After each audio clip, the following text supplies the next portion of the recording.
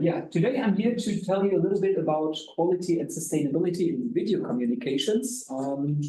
I had already something to talk about last year. Back then I was more focusing on only the sustainability aspects. And in the last year we were working to include quality. Quality, when we are looking at something, has got quite a lot of dimensions. This one shows only one of them.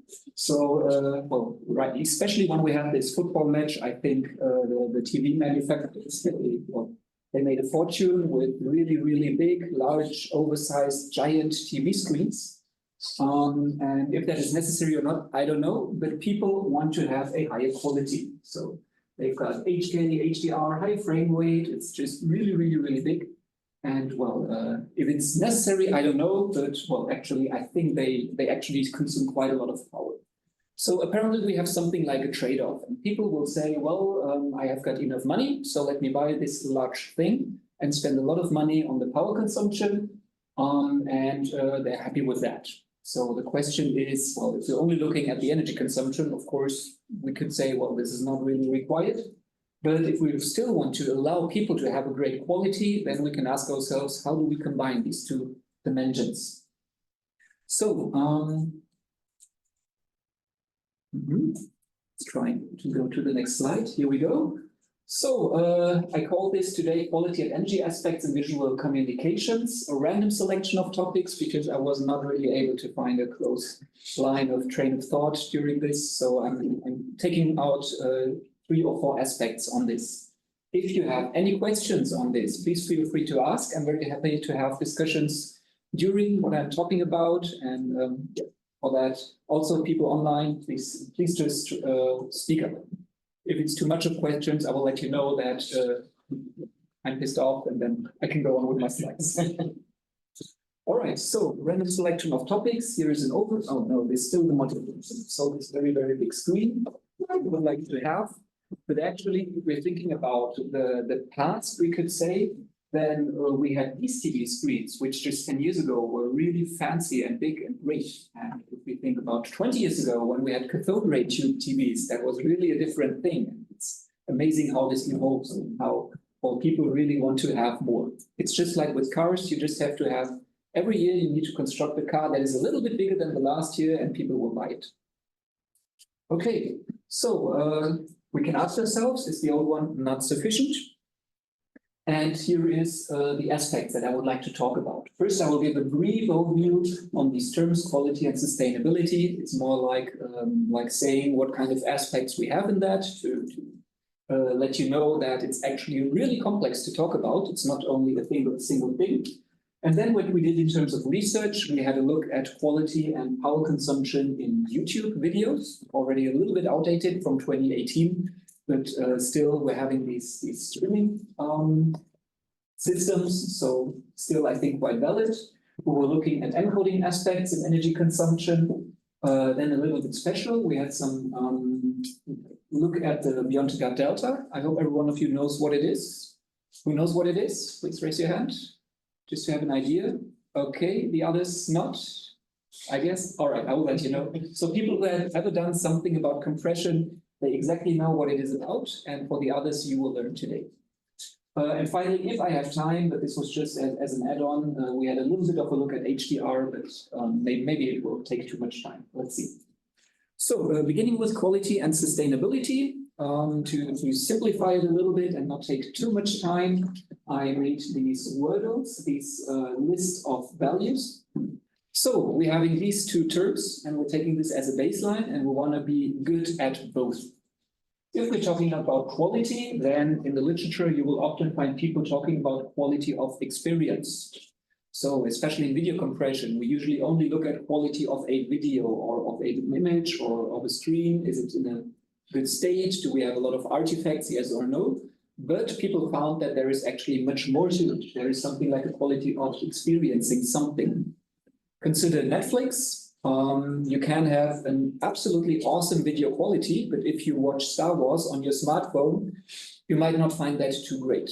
If you're, on the contrary, having a social network and your best friend has sent you a picture or a video of him dancing to at some rock concert, then you will probably not want to stick this video to your TV screen, open up your TV screen and try to load it onto your TV screen and watch it. You just want to have your smartphone, press play, and then you're having a tiny experience on that, but you have it fast and easy to have. So there are a lot of different aspects that we need to take into account here.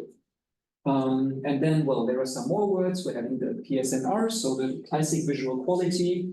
There are aspects of sufficiency. Maybe in some cases, I don't need the best quality, but just one that is sufficient for me, and I'm happy with that. We have the terms user experience, MOS for mean opinion score for subjective quality metrics, and so on and so on.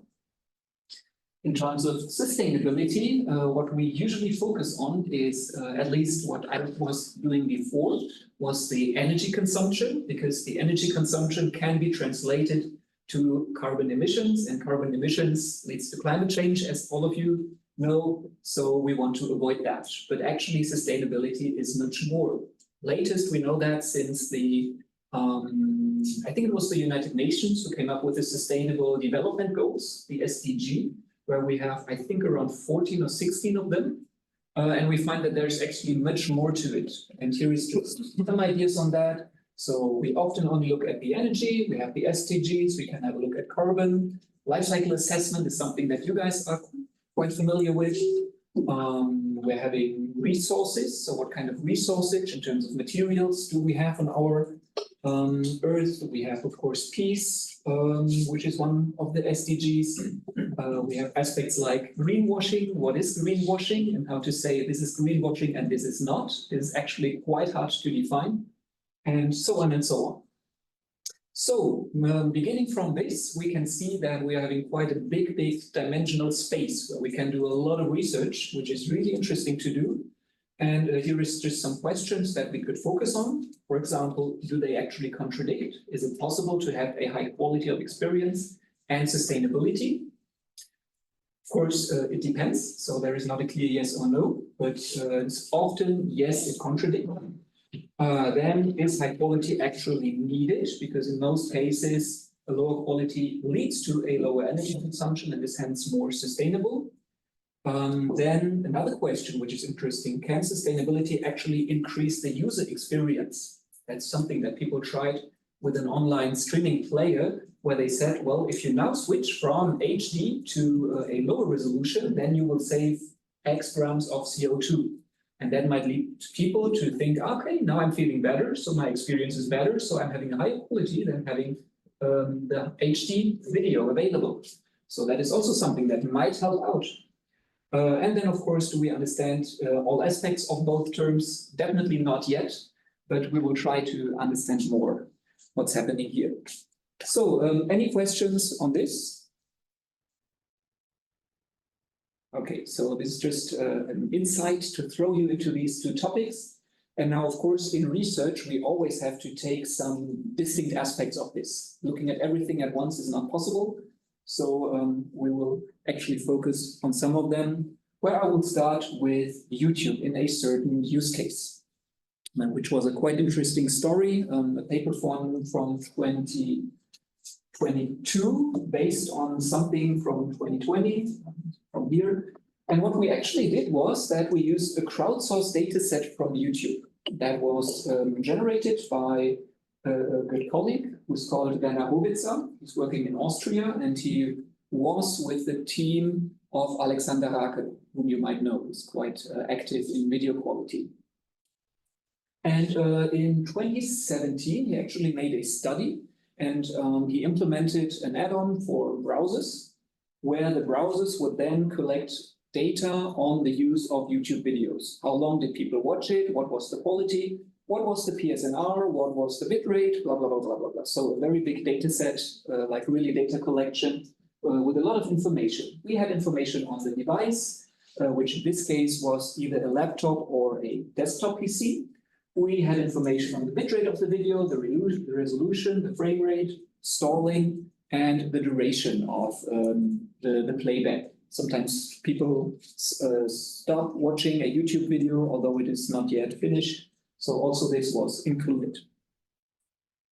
And then we said, okay, this is quite interesting and worthwhile to have a closer look at, because with this information, we are able to come up with actual quality values and power values based on, let's say, the state of the art.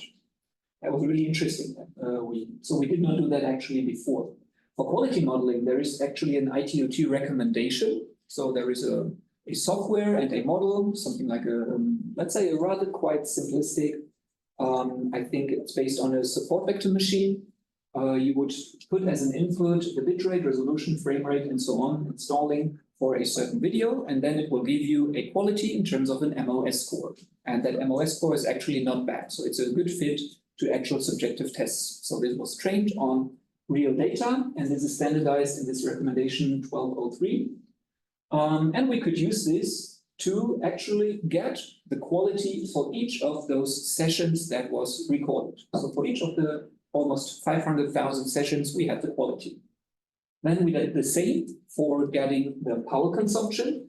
For this, we also had to model, because usually we do not obtain this data during the session. And as you all know, it depends on which laptop you use, which hardware, which PC, if you have a giant GPU running on that or not. So there are many, many facets. But we can have, well, a first look at what happens there. If we simplify and say, let's take a random laptop and a random desktop PC and compare these two with this information here. And that already gives us an insight on what's happening. So, just a question on the quality modeling here, does it take into account some details on the screen that you use? The screen is not considered here. No. It's only the codec. It's the codec. It's the bitrate, the resolution, the frame rate, and stalling. Device, at least I'm not aware of it, to be honest. I would have to check again with my colleague, because my colleague was the guy who calculated these MOS values. And this is the actual result of the power consumption analysis. So we took my desktop PC that I had back in Germany. I measured the energy consumption of that one during video playback, online video playback actually. And I also recorded the power consumption of the screen. And I did the same for my laptop, which was back then a Microsoft Surface. And this is the result, the simplified result for the desktop PC, including the screen for H.264 decoding. So quite a common case. And then what we see here is how the power consumption on the vertical axis reacts to different input properties of the video. We're having different frame rates here from 10 Hertz up to 60 Hertz. And we can see that the higher the frame rate, the higher the power consumption will be, as expected. And this simplification that it's linear is actually really, really close to reality. Then we have different resolutions. Those are indicated by the colors. So from bright, which is a small heat, 240 pixels. 1080 would be HD, 1080p, and even one on top. And this one would be, I'm not sure what that is called actually. But we can see that the higher the resolution, so the more pixels that need to be decoded, the higher the power consumption, as all these colors are rising upwards. What is the lower bitrate on the upper one? Yes, very good question. Then we're having the bitrate. Here we're not giving the actual numbers, but the range that we measured. So the range actually corresponds to the width of the lines. So if this width is high, then we're at the lower end at a lower bitrate and at the higher end for a high bitrate. Okay, so these are the three components that we had. And this model, what is the native resolution of your screen? That was a good question. I think it was an HD screen. Okay, so in case of a low resolution, you put it in a full screen, yeah, and there is upsampling? Yes, yes. So it's always fit to the stream to full screen. In this case, we assume full screen display. There was another question? Yes. Yes. Do we know the idle power of this PC? No, I can't remember. We had it in the measurements, but I didn't look at it. Sorry. But a good question. It's not that far actually from these 70 watts. Okay, so do you understand what this means, what it looks like? I think it's important to have the takeaway that there is actually a change just depending on the video characteristics. And there is a range between 75 watts down here up to 95 watts, which is actually already significant. So 20 watts of difference makes a difference actually. So this is the result for H.264 and the PC, and we did the same for another codec, which was not done before as far as I know, because we had data for H.264 and BP9 back then. And we did it not only for the PC, but also for the laptop. And the curves that you can see are the actual fits with exactly the same meaning. And now things that are somehow different. So the one that I found especially interesting is, first of all, this is not surprising, but still nice to see. The laptop is much more efficient than the PC, being between 13 watts and 20 watts versus 75 to 800 watts. So whenever possible, do not use your desktop PC, use a laptop. That's really helpful.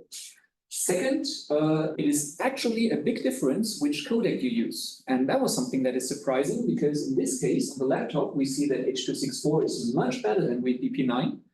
But we thought, okay, it might be the same for the PC, but it is actually not. For the PC, actually, BP9 is better than H.264. That was a little bit unexpected.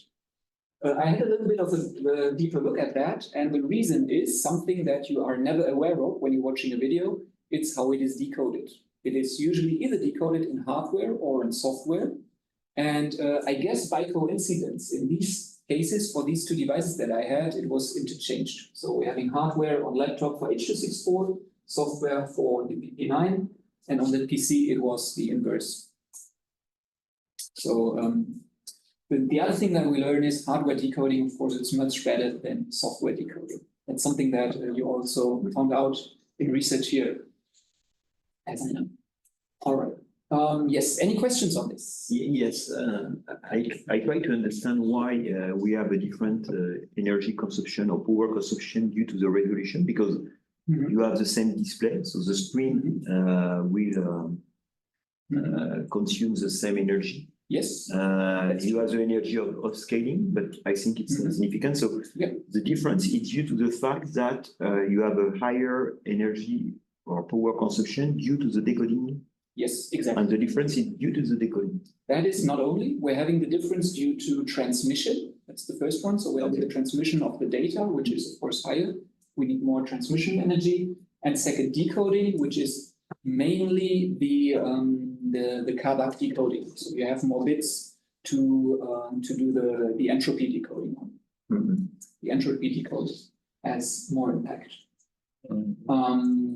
Yeah. So the cost of transmission is also included in this figure? Or not? Yes. Okay. So it's not only a receiver side. Yes, it's the receiver side, but let's say the receiving of the data. So yes. This is the Ethernet connection itself. It's not the sending of the data, it's not included, but the receiving. And what kind of, maybe I miss it, but what kind of transmission do you use? Is it a network, a wire network or Wi-Fi? That's a good question. For the, I'm not fully sure if I remember correctly, but the PC, I think, was a wired connection to a remote server. Okay. And I think the laptop was on Wi-Fi, but I would have to double check actually. I'm not sure. It could also be that it was a wired connection, but I don't think so, because usually you use that in Wi-Fi. I don't remember. Okay. On the laptop, what power where do you measure the power? Do you measure the power on the mains, or do you measure it? That's also a very good question. We were thinking a lot about how to do that, and we found actually that it's probably the best idea to have the power consumption through the main power supply. Okay. To be sure that we're not having the battery included, we wait until the battery is full, and then we notice that it is actually the power consumption that then comes through the power supply. Okay.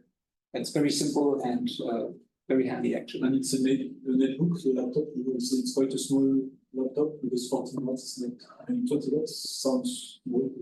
Yeah, it's a good one. It was a Microsoft Surface, so the same size as this one, so actually not that big. but it's well designed and it's well optimized actually. And nowadays laptops are having a good rating in power consumption. And you can be confident when you are in the case that your battery is full and the energy or the power that you measure is due to the activity in your. There is not a strategy for charging the battery that can interact. That is also a very good question indeed. The thing that we double checked is whether at the starting point and at the ending point of our measurements, the battery is still full. It was always full. Well, we repeated the measurements multiple times. So even if there was something like it's draining a little bit and then powering up again, we would have noticed in the measurements when we're repeating that 10 times and it's always the same rate. I think we can be quite confident that That's a good. this is good. And if there were something like gaps between, we would have noticed. So I think that's a good way of making sure. Okay. Yeah, but actually, good questions. And I was also not sure if this is really a good way to do, but it seems that it works. Other questions? All right, so now I was talking about power, but I told you that we're also interested in the quality. So we combine it in this next draft. Okay, so let me explain again what we see here. Now we're having power versus quality of experience. For the quality of experience, we have the MOS score. MOS score, does anyone know what it is? Who does not know? Okay, so that's what we do. MOS is short for Mean opinion square. Exactly. I'll put it down. It's written. Yeah, on the right. Wow. Wow, that's good preparation actually. Thanks. So MOS, mean opinion score, it generally means if someone asks you to rate the quality of something, whatever it is, for example, the quality that you do here, then often we ask them to rate it between values of 1 and 5, by 1 being annoying and horrible, and 5 being, let's say, impeccable. So absolutely good.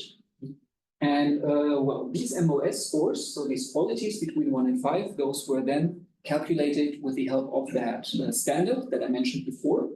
Then we're having the average power consumption from the model that I showed you before on the horizontal axis. And each of these black dots corresponds to a single session that was recorded for YouTube. And now this is something that is really nice to look at and to interpret, because this tells us whether YouTube is doing a good job in having good configurations for their videos. Why is that? In general, we want to have a low power consumption, so we want to go to the left, and we want a high mean opinion score. So we want to be right here at low power and an MOS score of 5. Of course, we cannot reach that. That's the theory of, for example, the Pareto efficiency. We can only say, okay, I'm happy with a lower MOS score, but then we're having this low power consumption, or I want a higher MOS score up here, but then I also need to increase the power consumption. So each of these points is somewhere here. And this tells us that with this black line, which is actually the so-called Pareto front, that those are, we call them Pareto efficient solutions. They are Pareto optimal, meaning that, well, we cannot judge whether this point here is better than this one, because either of the two metrics is better, but the other is worse. So we don't want to decide right now. What we do know is that all the points right here, they are not optimal, because you could easily have the same MOS score for this point, for example, at a reduced power consumption of only roughly 13 watts, if you would change the parameters accordingly. And well, if we're having this bright area, this means that there is a lot of sessions with those configurations. And as we are quite at the top left, very far up here, it means that in general, YouTube is doing quite a good job. And for everything that we can find here, it's doing actually a bad job. So there is room for improvement, you could say. We could generate this also for the PC. So left is the laptop, right is the PC. Here, up here we have H.264 below BP9. And well, we're seeing a similar behavior everywhere. We try to take out these outliers because they were really rare. And then we can see that well, the real curves here show the potential that we have. Yes. Did you trace the lines? Did you do it by hand or did you have Basically, yes. Not completely. I checked a little bit what makes sense and how it looks nice, but this was not automatically done. Automatically, we would have, of course, also these values included, but they seemed like outliers, so I discarded them. And the Indian scores here, you get them from the algorithm you did before and from the parameters of YouTube. Yes, exactly. We're having the YouTube and the standard, the P1203, and those together lead to the MOS scores. So actually quite helpful.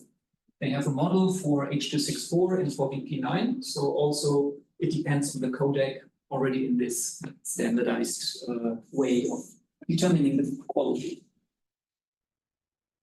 So here can we draw the conclusion? Sorry, can we draw the conclusion that on PC with H.264 it's worse than with the others because the red point is a bit more right? This one, yes.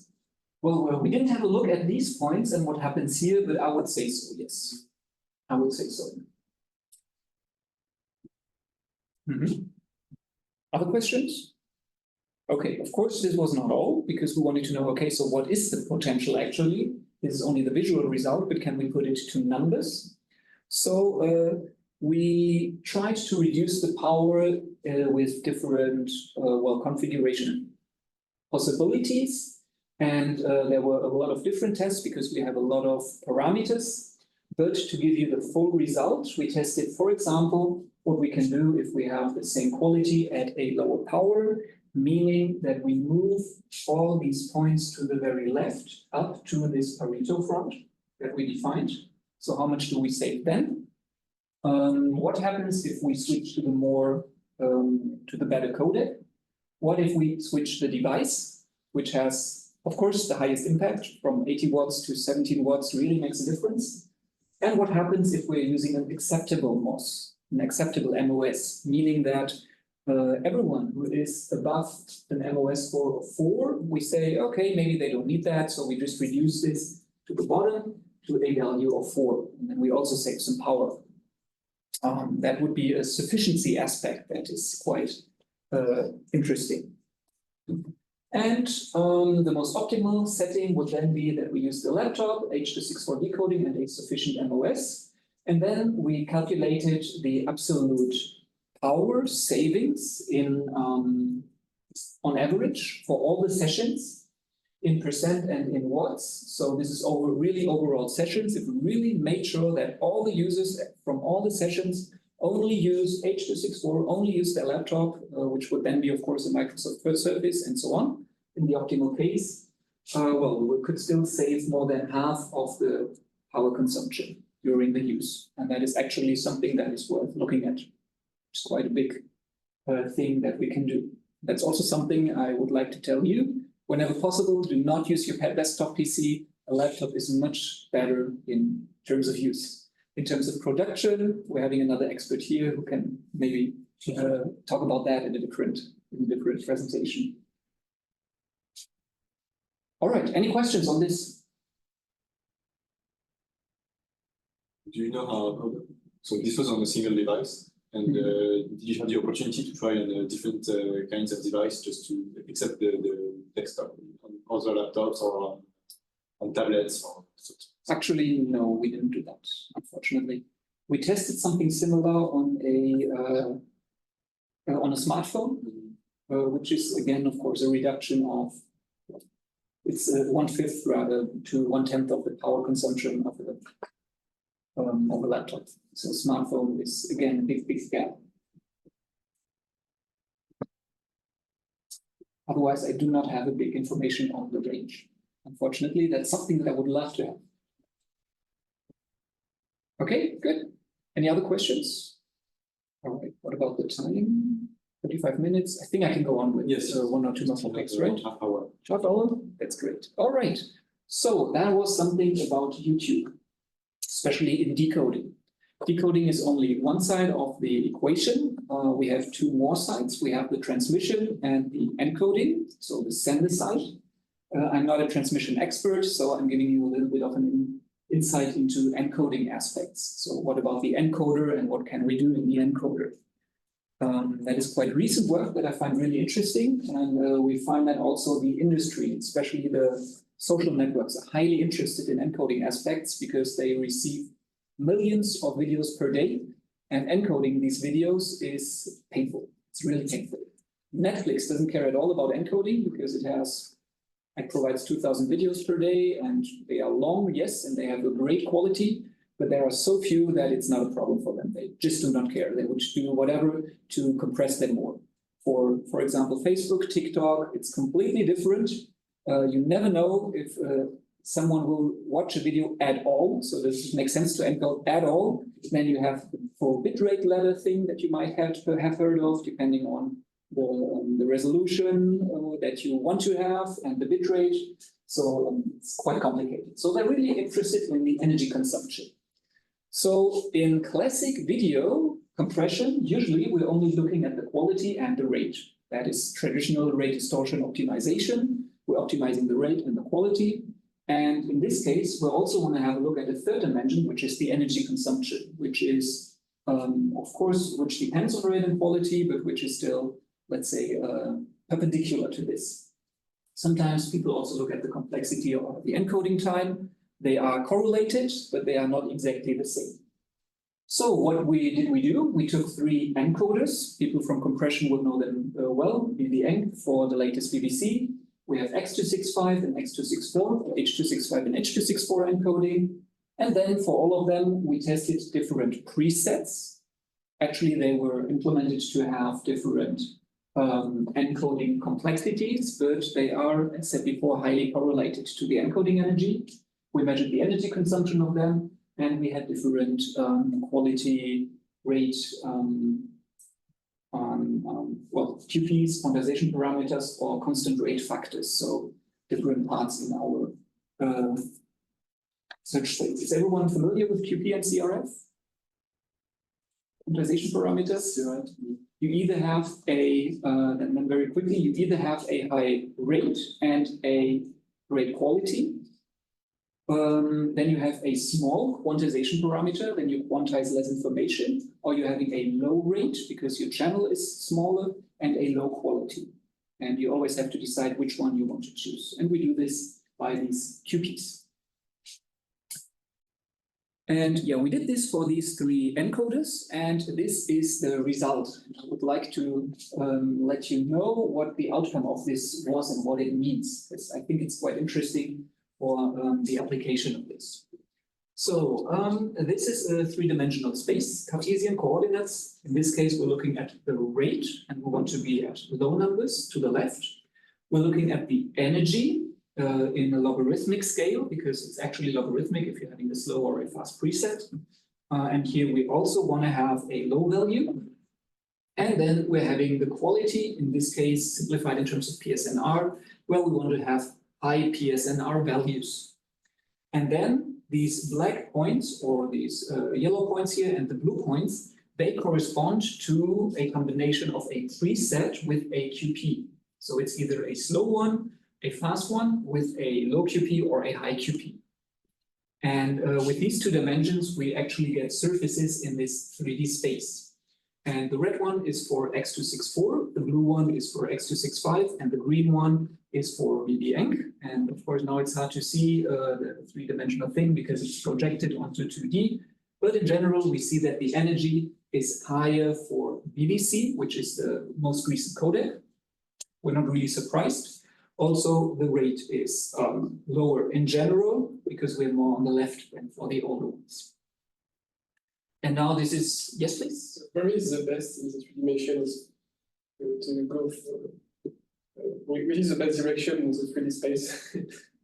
That's okay. I'll try to show you with the next slide. Okay, sorry. It would also be great to have it now so that I can move it around a little bit. But I think one helpful way to look at this is to do a projection. So I will do another projection. So that's actually a very good question. Right? So which of these codecs is actually better? From this one, it's hard to tell. But let's project from 2D, and I will do a simple projection from the top. So assume that you are standing on top and you're looking at it from the top, meaning from high PSNR values.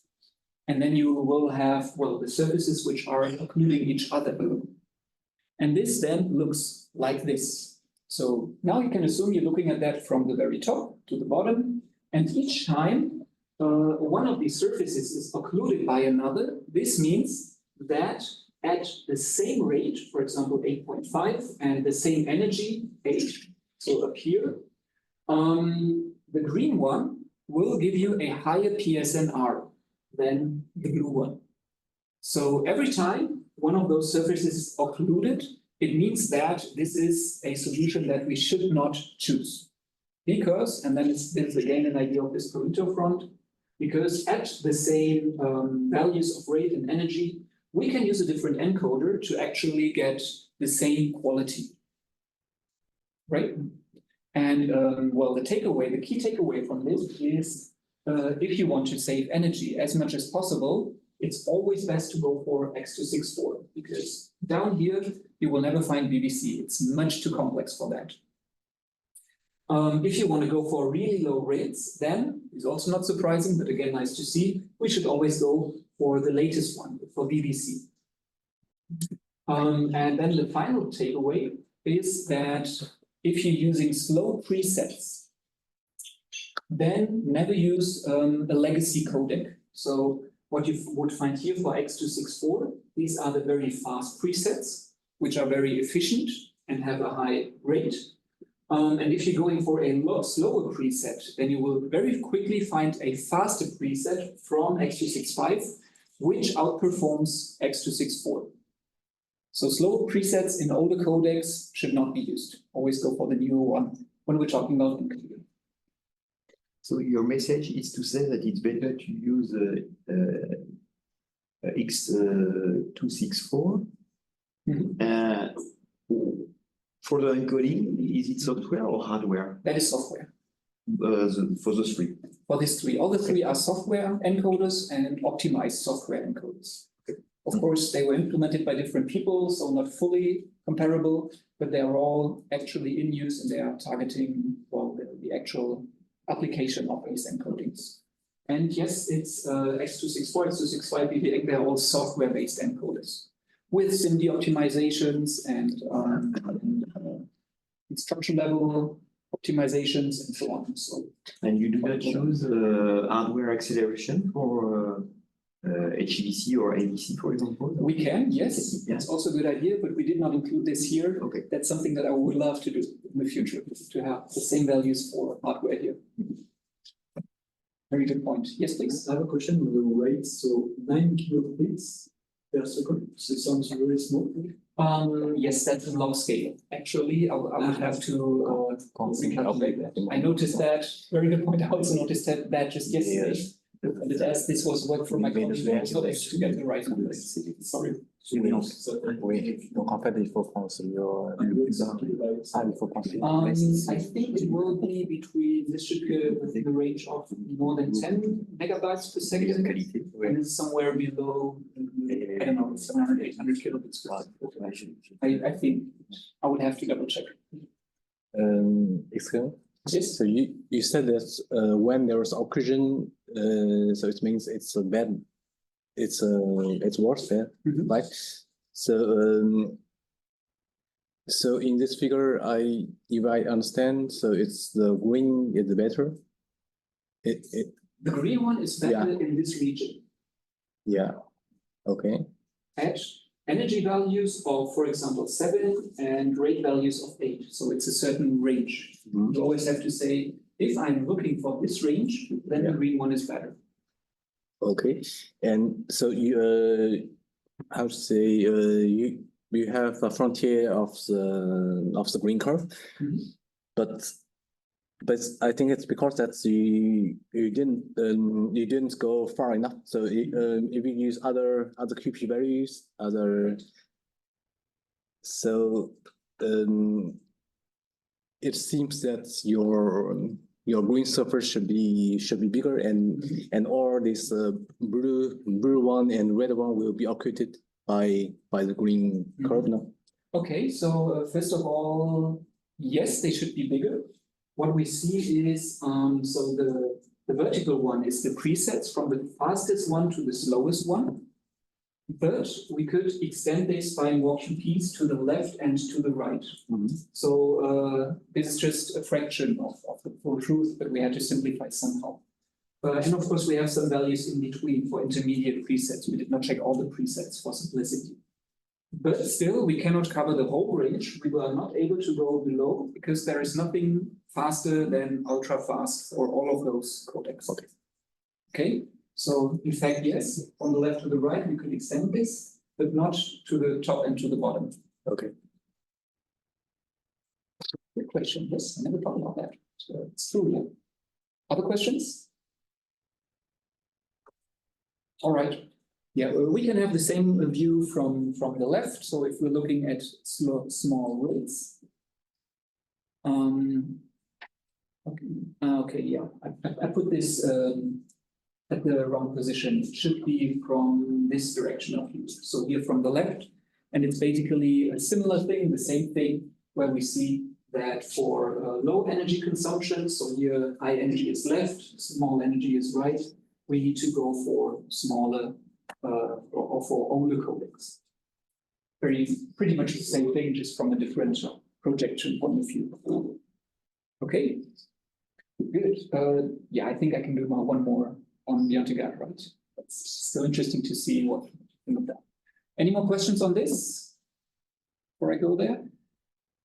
All right, then let me guide you a little bit into the theory of compression, which led to an algorithm that people are using for more than 20 years and no one really understanding what it does, which is quite cool, but it's really helpful. Now, what is it? So there was something that is called the Biontegard delta. People who are working on compression use that every day without thinking of that. It's an abbreviation often used as BE range. I'm putting here the Biontegard Bible because we made a paper that's actually called this way.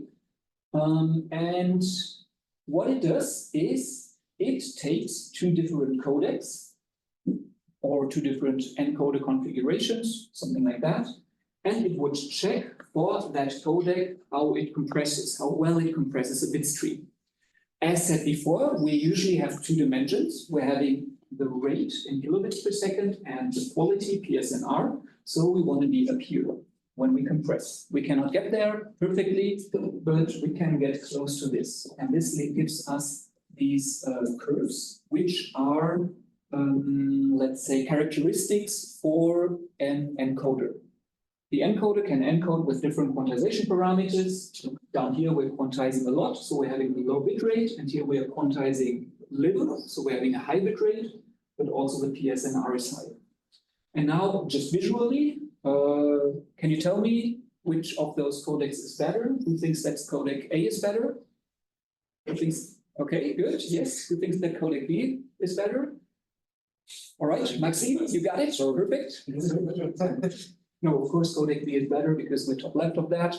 And because this is just a qualitative opinion, and of course it makes sense, but we're scientists, we don't want to have that. We want to have something where we say, well, can we give it a number? And people said, well, yes, we can. That was Mr. Biontegard more than 20 years ago. During the development of H.264, by the way, which is quite interesting. And he said, well, how much rate do we save if we switch from codec A to codec B while keeping the same quality? So assume we're taking 36 dB, then for codec A we are here, for codec B we are here, and then we're having two distinct values for the rate.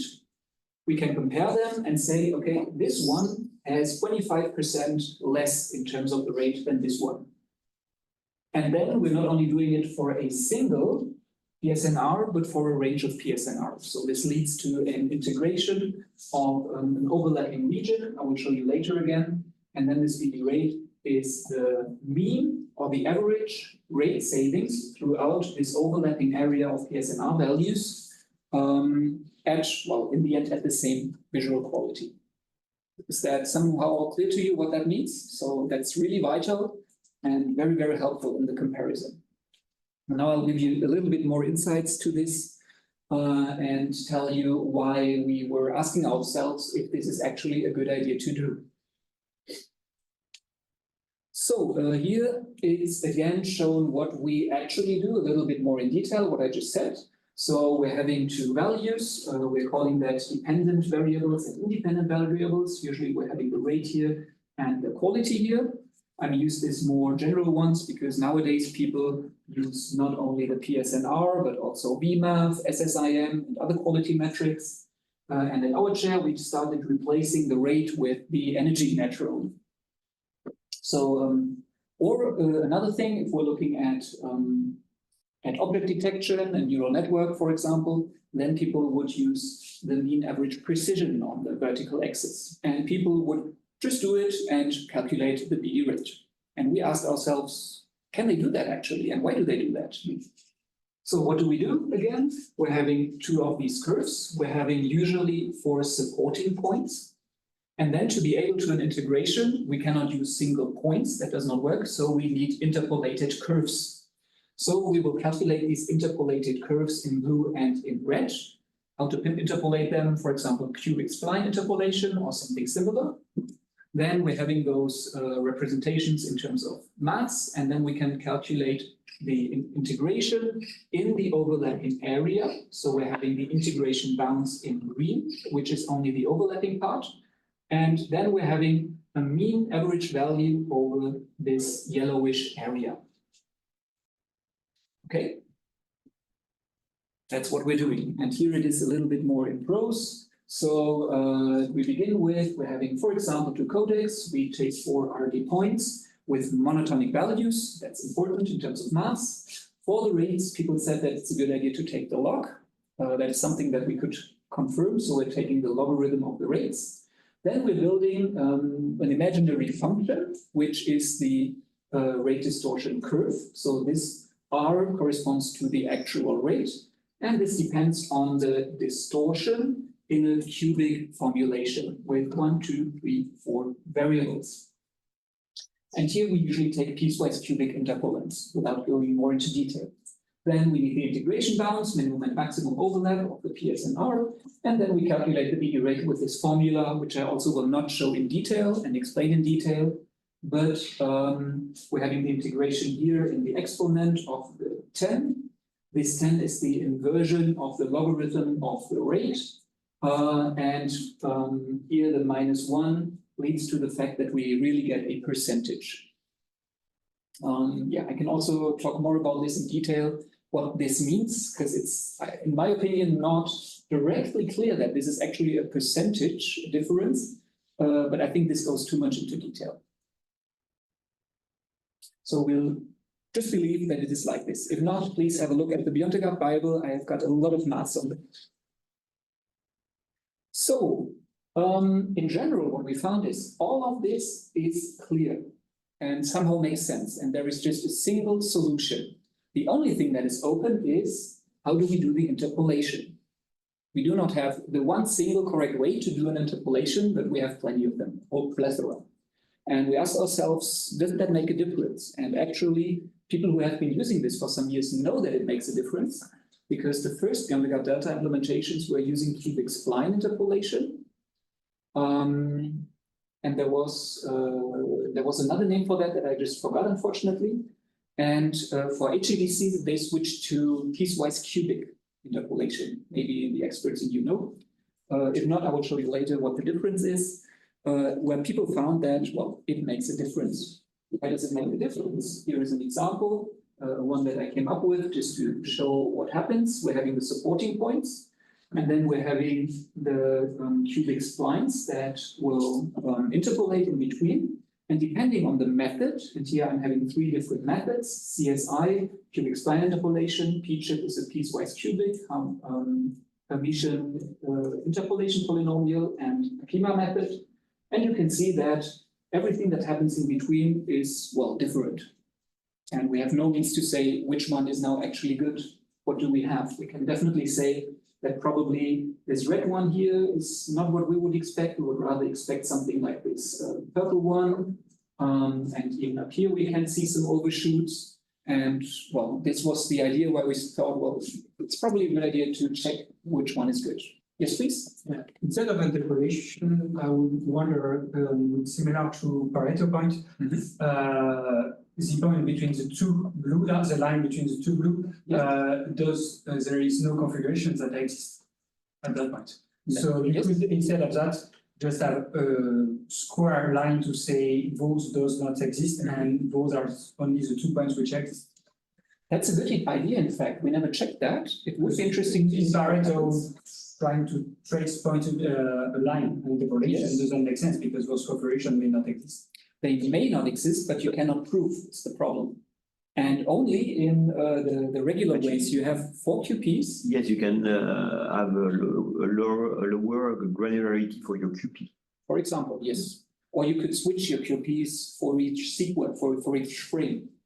And only by having the regular QPs, you have 22, 27, you already have between 22 and 27, 3 more QPs that you could test additionally, which will show you that probably there are values in between. But still, I think the idea is good. It would be interesting to really have this, this stepwise idea and see what happens. I didn't check, but it's interesting, to be honest. We could do that. But well, we stayed with the interpolation. And here is an example why it could be bad. So here's what I just said. We're having the real supporting points, 1, 2, 3, and 4 with the circles. And we generated additional points in between that are also really existing. Here,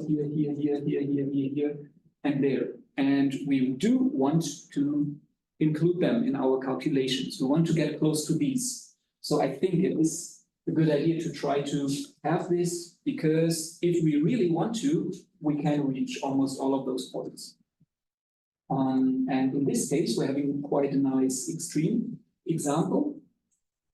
We can see that this interpolation can lead to quite different results. Usually, all the curves, they pass through the supporting points. That's the maths behind, there is no doubt. But in between, the behavior can be different. In this example, we're having the VMAP score and the bitrate. And we found that if we just interpolate on VMAP, then we're having this yellow curve and this yellow curve up here, which does not fit that well. It looks like, especially here, it's very close. But if we are interpolating the bitrate, then we need to find the distance between this point and the yellow curve, which can be up here. And that is quite an horizontal large gap. So it will induce us, in this special case, a high error. So we had one solution here, a quick solution, take a certain logarithm of the VMAP value, and then we would not have such a big problem with this purple curve here. I'll get back to that later again. So this is just another example to illustrate why the interpolation can make a significant difference. Yeah, and of course then, if we're having a bad interpolation, we can have PD rate values.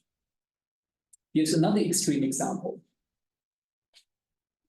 And now, question to you. Oh no, I didn't want to show this later. But, well, it's an extreme example, but does anyone have an idea what we did wrong with this example, with this comparison? Yes, please? The result interpolation is more correct than the side that we don't look at for the grade.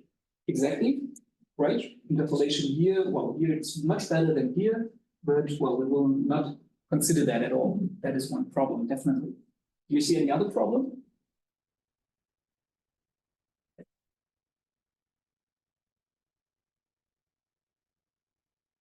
Well, in general, it's of course a very, very bad design of the experiment. It's really bad because we're comparing this encoder with this encoder. This one is actually a classic encoder, and this one is a neural network-based one.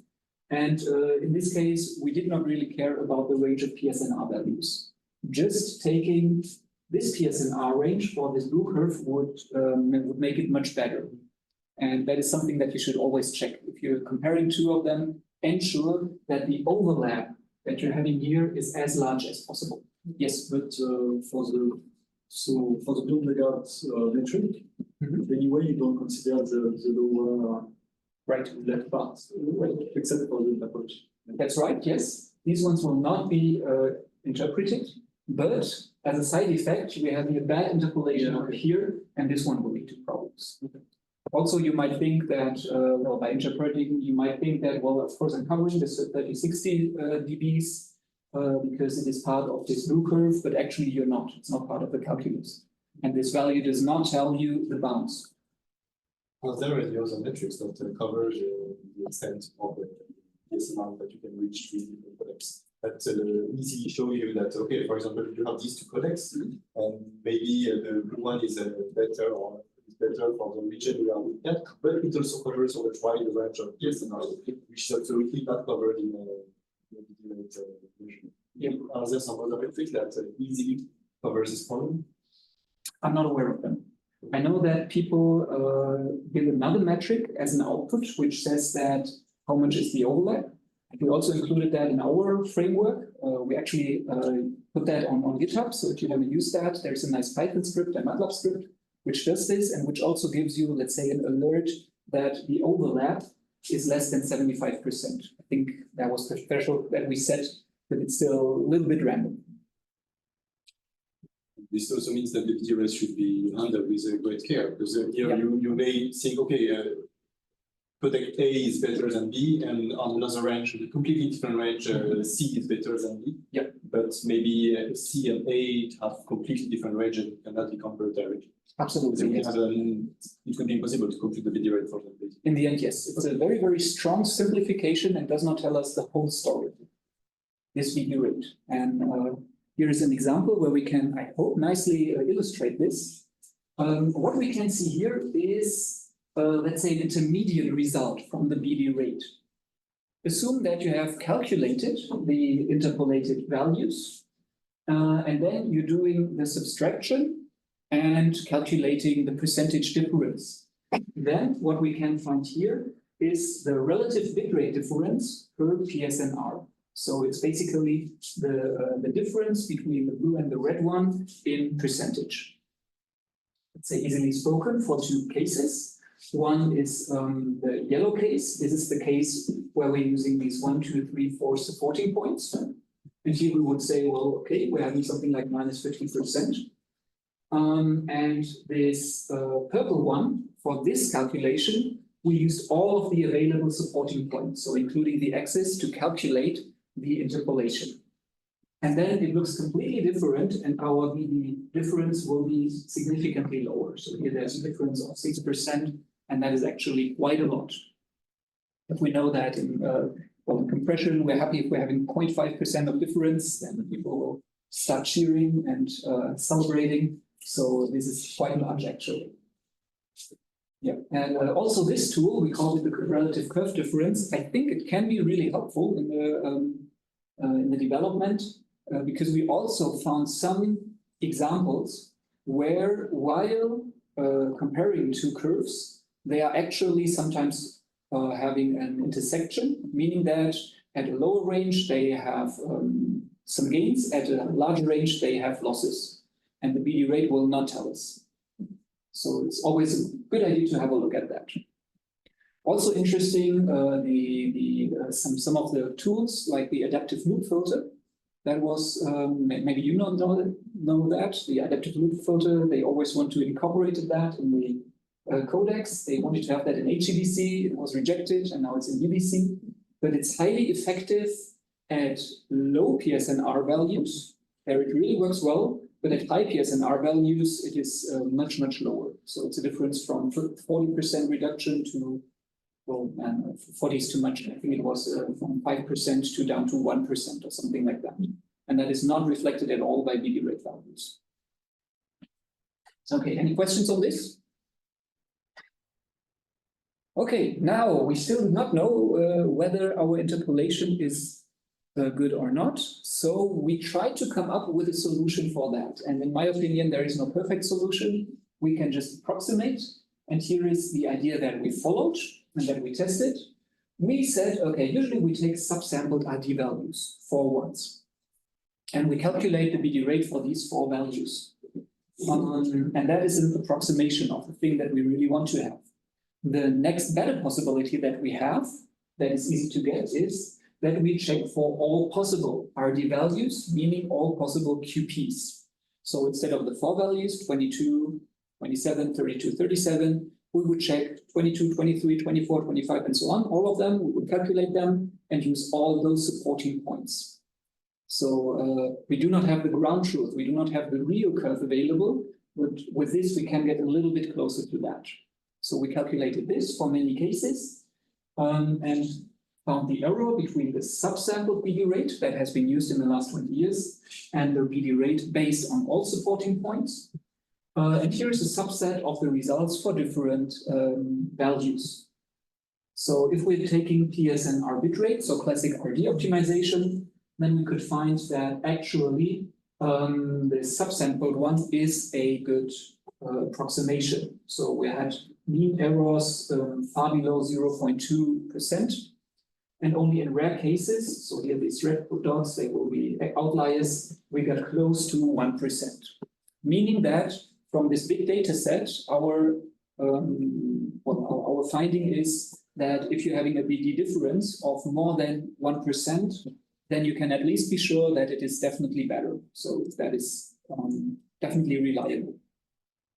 If you switch to other metrics, it's getting a little bit worse. We can have, for example, the quality over the time, the quality over the energy. Here we're having the VMAF over the bitrate, or the VMAF over the decoding energy. In these cases, we can see that the error is a little bit higher over the many cases we tested, but still the outliers here, a maximum for VMAF and bitrate is at 2%. So the thing that we get is, and that we learn from here is that the BD rate is, well, let's say more or less a statistical value, but we know that there are certain bounds around that. And that's, I think, good if we know about this. Okay, any questions to this? All right. Then, yeah, we came up with some more problematic cases. I think it's good to tell people that please have a look at that. It's really important to know. Problems are always when we're having saturating metrics, which approach a certain maximum value, like VMAF approaching 100, SSIM approaching 1, mean average precision approaching also 1. It is well known that saturating curves, they are absolutely not well represented by polynomials. I think that's also quite clear, and that's why we also find highest error in these cases. That's why it's a good idea to use logarithmic variance for this. So this is something that was proposed for SSIM, and we found that it also works nice for VMAF. And then you get much better results. Another thing that helps with this is, I think we have seen that here, if you would calculate a BD value over this range, then these points up here, they will only cover a very small range of qualities. And maybe if you are interested in these high values, you might want to put a higher stress or a importance on these ones. And by doing the logarithm, you would stretch this a little bit. And then there is a higher importance on these high VMAF values. Yes. I didn't get the rationale behind the fact that polynomials are not good modeling saturating metrics. Okay. Why? Yes, I'll do that very quickly, because polynomials, if you're looking in the direction of infinity, polynomials will always diverge. Yeah. Right? And saturating values always converge. Nice. That's the reason. Okay, is that sufficient? Yeah. Okay, good. Yeah. All right. So this is something. Logarithmic variant is a good idea. Sometimes we have noisy metrics. Not going into detail, but in machine learning we found some of them which are highly noisy. This is of course a problem. Also, this MAP, it often converges to a value that, well, we cannot even define beforehand. So the best mean average precision that you get is never 100%. In reality, you always get something like 90%, 95%, or something close. And putting such a value in this equation is really hard to do because we usually do not know what this final testing is that we can actually get. We also tested point cloud metrics, the D2 error, if you're familiar with that, also not worked really well. And yeah, it's just a summary of what you could find in this paper. All right, any questions? Yes, please. You talk about, I don't remember, some kind of interpolation that were used. Did some people try like use statistical interpolation, like Kriging-based interpolation? Which one? Kriging. K-R-E-G-E-N-G. The interpolation which give you a bound on the confidence of the interpolation, where you are, depending on the subset points. So, okay, so I'm actually not aware of this interpolation, but it gives you not only the curve, but also a confidence interval on where you are on the curve. Okay, I'm not aware of that. Would be interesting to test. Concern would be that I would not really know how to calculate an integration of, well, something like an interval. So here, of course, we want to have a clear one-dimensional line, which has no extent. You can do best and worst case with that. That's true, yes. That's actually true. Yeah. Sounds interesting. If you would like to work on that, I have all the data.